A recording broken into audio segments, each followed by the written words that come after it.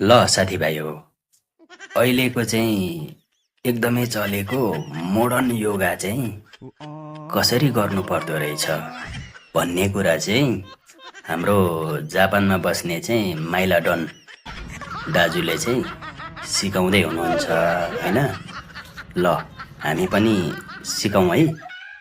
Okay. लामो सास फेर्नुहोस्। त्यसपछि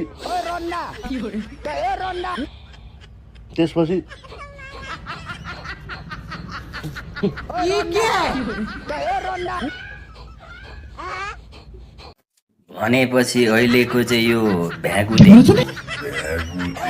ए होइन मोडर्न योगा चाहिँ कसरी गर्नु पर्दो रहेछ भन्ने कुरो चाहिँ मैले क्लियरली बुझेँ। लगभग टाप्पा खाए जस्तै रहेछ